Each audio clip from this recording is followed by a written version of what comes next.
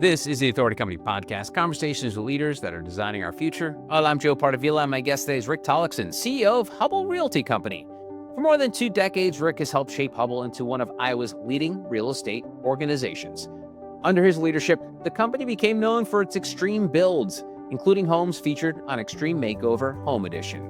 Inspired by the challenge to think bigger, Rick built a culture focused on teamwork, innovation, and community impact. In his book, Think Bigger, Lead Better, he shares the 8 great principles that guide his leadership and continue to shape Hubbell's success. Rick Tollakson, welcome to the podcast. How are you? Great. Thanks, Joe.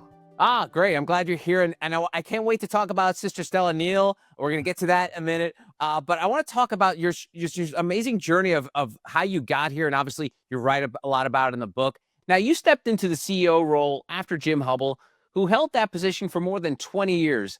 Did you feel added pressure taking over for someone who is not only successful, but also carried the family name of a company that's been around for over a century? Well, I was pretty involved with most things in the company anyway at that time. So I had a pretty good idea of what we're doing and how things were moving forward.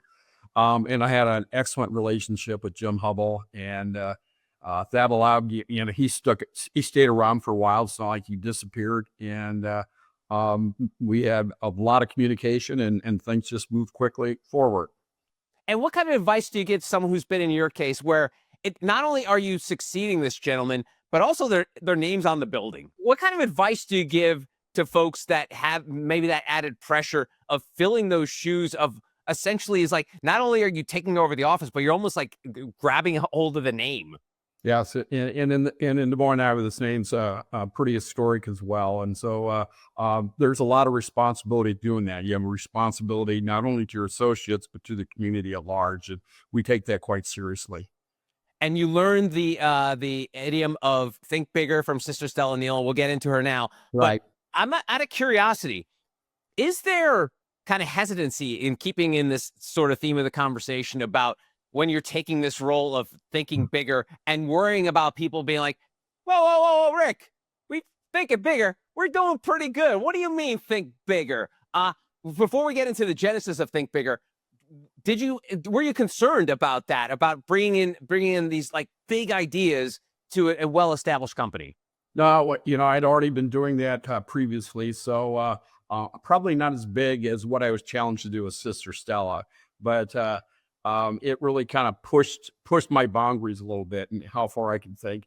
And my team was all for it, that you get a good team with you and you can do miraculous things. That's great. Good stuff. All right. So let's talk about Sister Stella Neill. You write about her in the book. You even dedicate the book to her. How did you meet her? And tell us this long-lasting impact she's had on your life. So back in 2006, we were asked to do the Extreme Makeover Home Edition with Ty Pennington with ABC. And it was out of our market. Okay. This is a family whose house had burned down, and we built a house for them in a week. And it was rewarding, but it was not in our marketplace, not in our community. And I vowed if I ever had the opportunity, I wanted to maybe do something like that in our own community. Well, about a year later, Sister Stella and a woman named Lori Miles basically knocked you over. They're raising money for a capital campaign. And I didn't know them. I didn't know either one of them. Jim Hubbell, that's what's past CEOs do. They say, hey, well, no, you got to talk to Rick about that stuff. I'm not in charge of charitable contributions, philanthropy anymore. So I met with Sister Stella and Lori, and they told me about this organization, Anawim. They provide housing for the poorest of the poor families in our community. They had some single family lots, some duplex lots. They had rehabbed a few apartment buildings. And they were just looking for a capital contribution. And I probably at that time, if I would have said, okay, we'll give you $2,500 or $5,000, they would have said, great, and left. But I said, you know what? How about if I built you a house? I'll build you a house in a week, just like I did for the Extreme Makeover. And Sister Stella looked at me and said, well, Rick, that's very generous of you, but can't you think any bigger? Now, I've been the CEO for 3 years and no one had ever asked me that question. As I tell people, I'm from small town Iowa. I'm a Lutheran boy. I don't know anything about nuns. Okay. Sally Fields, the flying nun, was about as close as I got to a nun. And I didn't know how to take her. But, as I tell people, a quick thinking engineer that I am, I said, okay, tell you what, I'll double down. I'll build you a duplex. I'll build you 2 houses. And she says, well, Rick, that's very generous, but I was wondering if you could think any bigger. And now I'm kind of getting upset. I really don't know how to handle this conversation. Think bigger. How big is it you want me to think? And she says, well, my project here is a 9-plex. A 9-plex? I said, you want me to build you 9 homes? Well, Rick, I just want to know how big you can think. And I'm like, I didn't know what to do. I just was kind of stunned. And I looked at her and I says, you know what? You're on. We're going to build you 9 homes. Well, this was in 2007. 2007, we were having a great year. Followed by 2008, which is the beginning of that recession. We were having our worst year. And I'm like, well, how in the heck am I going to get this 9 houses built for this woman? And in this organization. But they hadn't acquired the land yet for the project. So I had a little time to work through it. By 2009, our fortune had changed dramatically and we had things going again. So we, here's the marketing genius I tell people. On September 9th, 2009, at 9:00 in the morning, we did a parade down one of the streets, just like they do in the show. And we kicked off 9 homes for 9 families in 9 days. Wow. We actually built it in 7.5 days.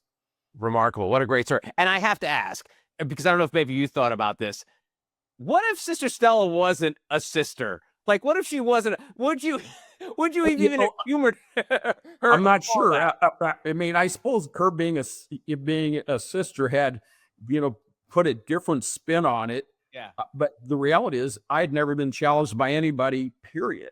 Wow. That on something like that, they're asking for money. They're asking for a handout. Okay. And I thought I was being extremely generous and being told I wasn't thinking big enough. And I thought I was thinking pretty big. Yeah. A house is pretty big. If you told me you're going to give me a house, Rick, I'd be like, that's good. I would have thought so. I would have thought so. She didn't see it that way. Wow, that's awesome. What a great story. And I don't want to give too much away of the book here, but this is it just sort of shows exactly what's going through your head in terms of your leadership qualities and what it takes to take things to the next level and think bigger. But a lot of companies try to think bigger. A lot of companies have mission statements.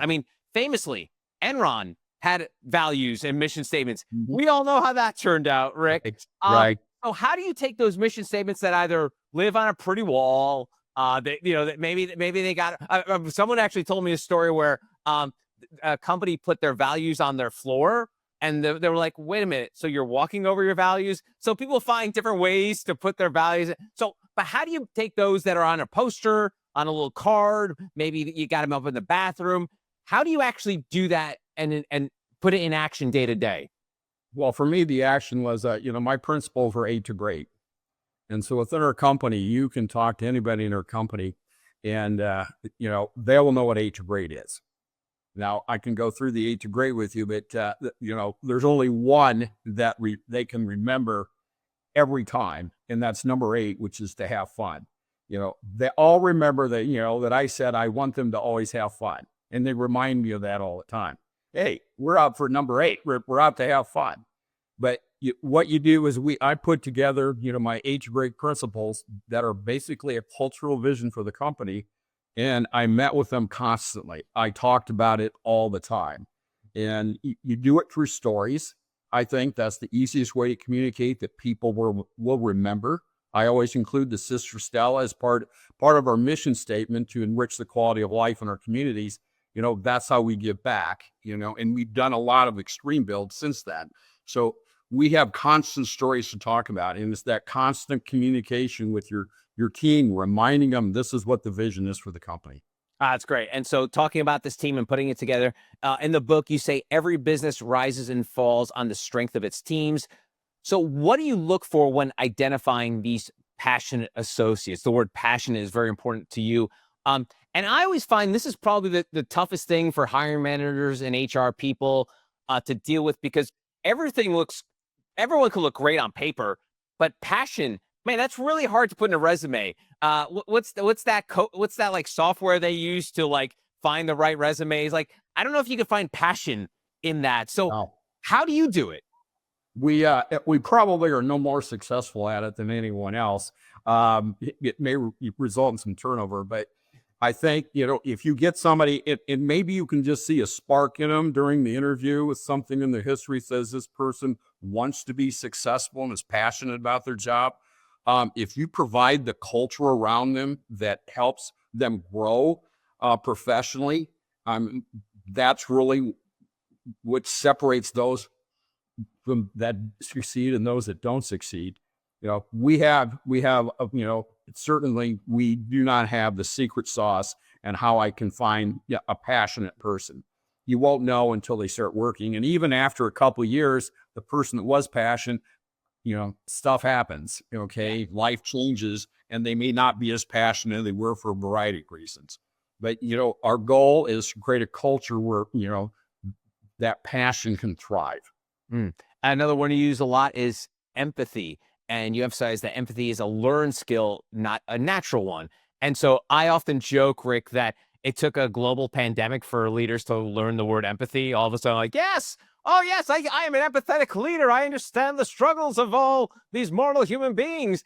So I always make jokes that for whatever reason, it over 2,000 years of people on the planet, it took this to happen. You said it's a learned trait. How did you learn it? I watched other people, and I had to continually be reminded, about empathy, because it is not natural for me. That isn't the kind of person I am. And I think you're talking about, one executive I was with, and I just saw a natural empathy from this person. We were in a hospital setting. We get in, and I don't talk to anybody in an elevator in a hospital.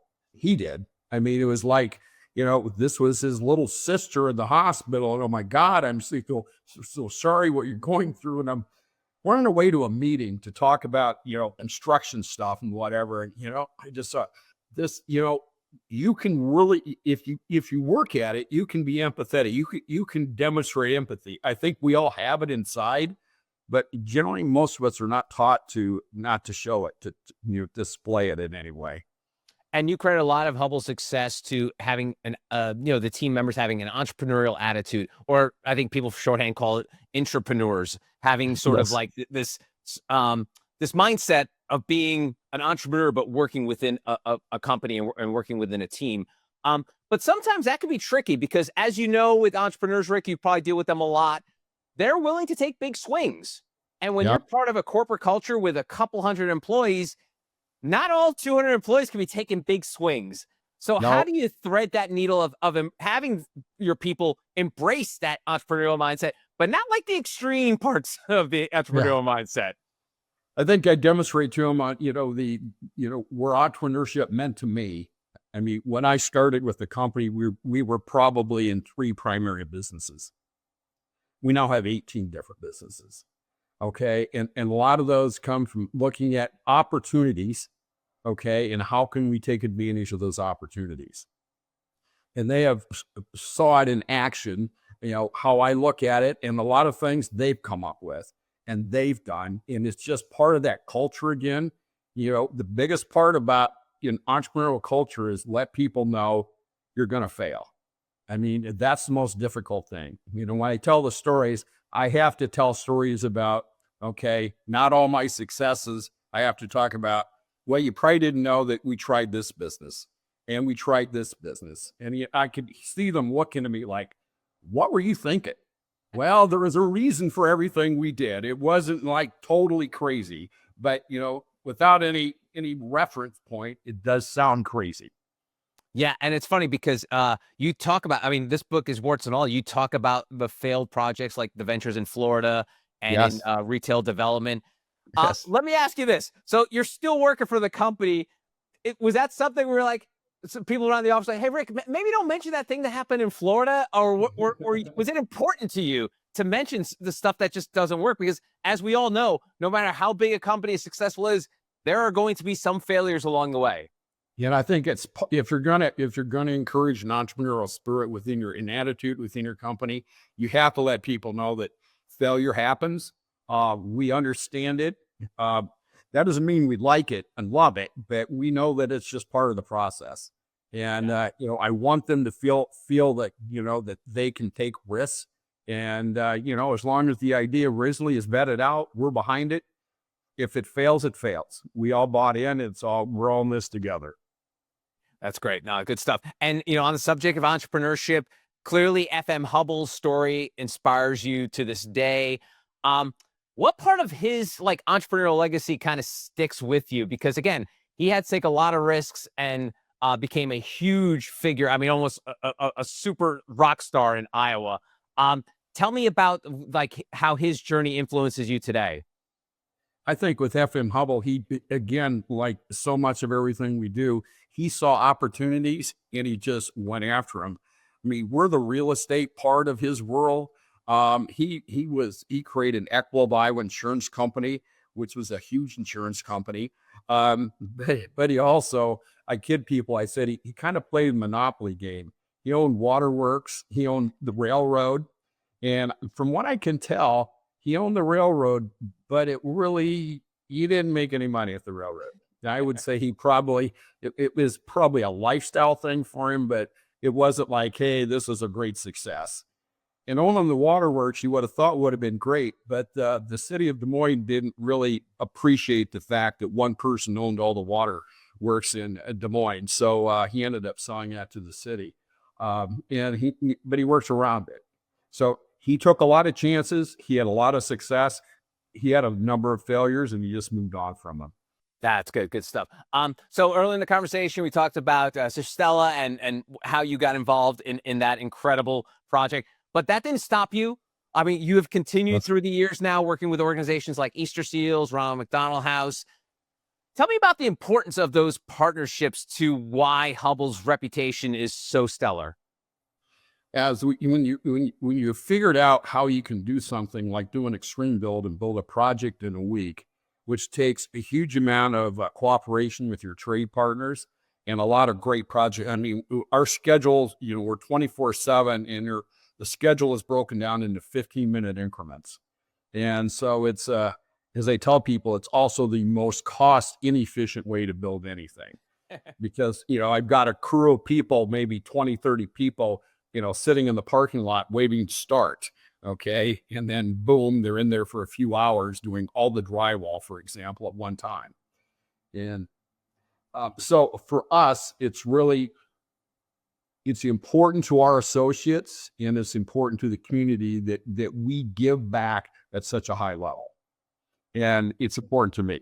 That's great. And on the ground floor level of what you do, and I know you're in the C-suite, the big boss with the hot sauce, but as someone who runs a company that builds homes, full disclosure, a couple years ago, I had a home built in Charleston, South Carolina. I'm not going to name the building company, but they create plans for these amazing homes, and they have projects and systems, I'm sure similar to what you guys have. Mm-hmm. But at the end of the day, it's the tradespeople on the ground with their hands building these houses. And let me tell you, Rick, there are a lot of problems with these houses. There's a lot of problems because there's just not enough talent to go around, especially like a community like Charleston, South Carolina, where they're building homes, hundreds of homes each week. So if you think about it, boy, if we're building all these homes, where are all these people to build the homes? We got the big companies, we got the Hubbles of the world, and we got the fill in the blanks. I'm not gonna say the other ones too. But the people, tell me about this disconnect between where you guys are in the corner office. You guys have these incredible systems in place, but when it comes down to the actual builds and the labor that it takes to get those builds done. So the trades are a big part of what we do, and you're right. The builder, we provide the management, the supervision on a project. We provide the warranty work usually, but it's the trades, it's the carpenters, the plumbers, the electricians, the roofers, and we go on and on and on. And you're right. In their quality inspection, that's where I get into process improvement and accuracy and speed, measure twice, cut once. Right. That's the key to make sure that you build those products correctly. And yeah, we screw up sometimes, and it's really not us, but it's our team. There are subcontractors, there are suppliers, and we have to make it right. But we also work pretty hard within our community to grow the trade base. We're very involved in a number of initiatives to, from high school kids on, to try to encourage them to get involved in trades. Even though we may not hire them directly, all of our trade partners do. And we encourage them. Now, part of what we do, because we have huge maintenance staff with our apartments maintenance, our senior housing maintenance staff. And so to me, that's kind of like an introduction into a lot of the trades, because you got to be able to do a little bit of everything when you're a maintenance person. And a lot of those people go into our maintenance and then they move on, to be a plumber or electrician or something where they make even more money. But they make pretty good money just in maintenance. And, there's we helped spearhead an initiative now that the Home Builders Association has taken over called Build My Future. They had this last year, there were 7,000 high school students showed up for a one-day at the Iowa State Fairgrounds, a one day, and we had all these companies there where they could get their hands dirty doing things, okay, and learning skills that really don't require a college education. They require some sort of an apprenticeship program to go through. And we're starting to get more and more kids interested in that path, which is our future of our labor. It's great. And it's great to hear, because I was just going to follow up with what's it looking like? Because you've seen the political discourse, how people are saying too many people are going to college when they don't have to go to college. They could go to trade school. But then again, if you look deep down in the roots of it, Rick, I mean, when I was a kid growing up, most schools had wood shop, or they had some sort of garage that you were, and that sort of stuff went away. But it sounds like you're seeing more of and thanks to companies like yourself and people in the industry, because I think you're kind of seeing the gap of we can't make humans. We got to find a way to educate people about the importance and sort of the benefits of following a career in the trades. Yes, and they're starting to add those kind of things back to, the Des Moines School District has what's called Central Campus, and on that they have a whole building trade section. Oh, great! I think last year they had 400 students in the building trade section. Wow! But we have a lot of suburban schools around Des Moines that also have, a number of them build houses with their team. So they're all working on it as well. Great. So the future is bright when it comes to not having a situation where they're basically, if you have a heartbeat, you can, and can carry a hammer, you're going to do a job. Now you're going to get more people that are really, passionate, using one of your words, to make a career out of this. We're seeing a lot more of that. I mean, we still have a lot of work to do. I mean, we're not through it yet, but we're seeing a lot more kids. And as they look at, some of their people that, friends that go to college and say, well, you're taking on all this debt, you're really not making that much money. I don't know about you. I had to go to college, my mechanical ability is pretty limited. So I don't know that being a framer or a plumber who would have worked very well for me. But if you got that skill set, I mean, there's some great opportunities for you. Out of curiosity, Rick, when you have a company like yours, how much do you want to know to be dangerous about what's happening on the ground? Like you said, you probably couldn't frame a house, you probably couldn't hang a window, but how much knowledge is important? Because like you said, you've worked with the company for years, you know how things are done, but how much do you know, like I jokingly say, to be dangerous, where you're like, oh, I see what they did wrong there, as opposed to it just being like a line in a memo? Yeah, I probably, with my background, I'm a construction engineer, so I probably have a little more exposure to that, knowing how to do it. Okay. But again, knowing how to do it, being able to do it yourself. I've looked at my, remodeling work when I've gone in and put all the trim, and I go, there's a reason you hire somebody to do that. Oh, that's good. That's good. All right. So wrapping things up here, as you start to transition leadership into the next generation, obviously this book and sort of like the leadership you've laid forth the last few years as CEO is important. But what do you hope, what do you hope your legacy is within Hubbell in terms of like what you will be leaving behind?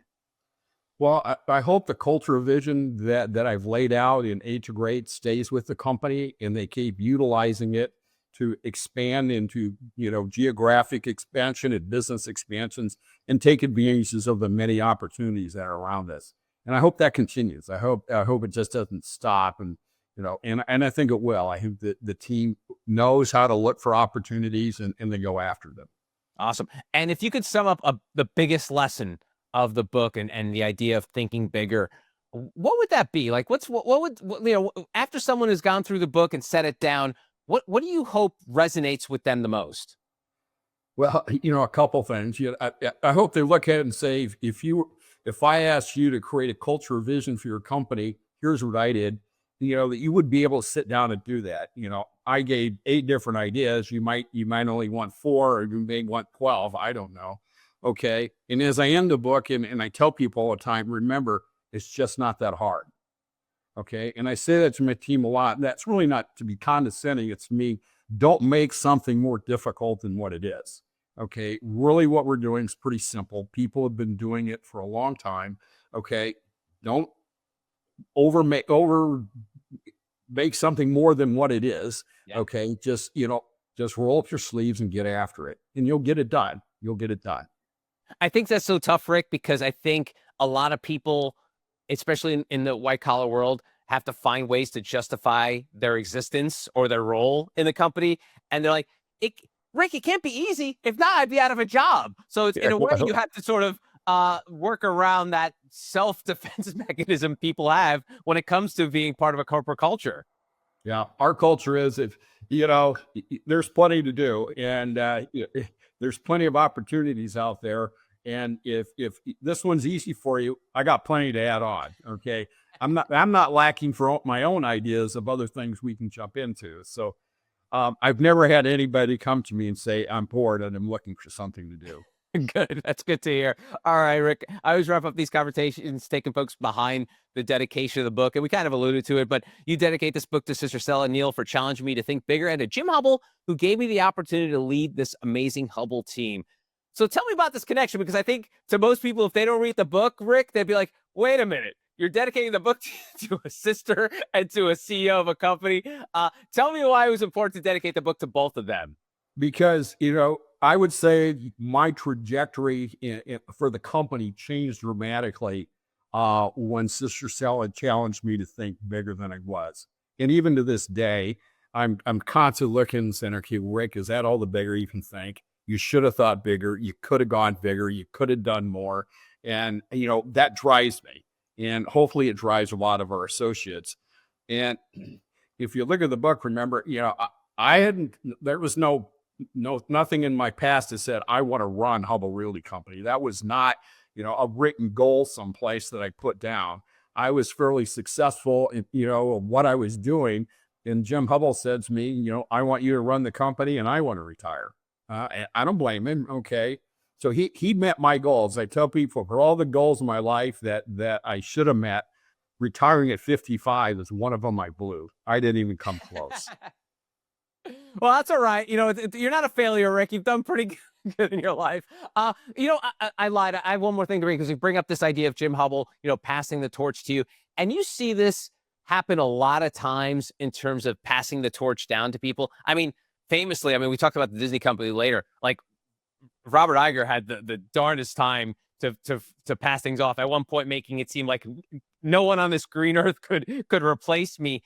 Is that something that is part of the Hubbell, sort of ethos of making sure that it's almost like the next man up mentality is ready to lead? Because I think for a lot of companies, especially if your last name is on the company, I'm sure that's even hard to hand things down. What's your thoughts on that, especially as you go forward? I know the first board of directors meeting I had after they made me CEO, Jim Hubbell said, and by the way, you have to put down your succession plan. I said, my succession plan? I just started. And they want to know your succession plan. Yeah. And so, from the very, so for 21 years now, I've been putting, twice a year, I meet with one of the executive committees and give them my succession plan. The person who's succeeding me has been with the company 32 years. Wow. Okay. Now I've been with the company 41. We get a lot of executives that stay with the company for a long time. And I'd communicated my transition with him several years ago.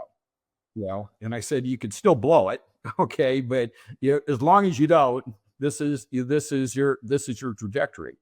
And I would say, he would say, well, is there anything that keeps you up at night? I said, well, probably one thing.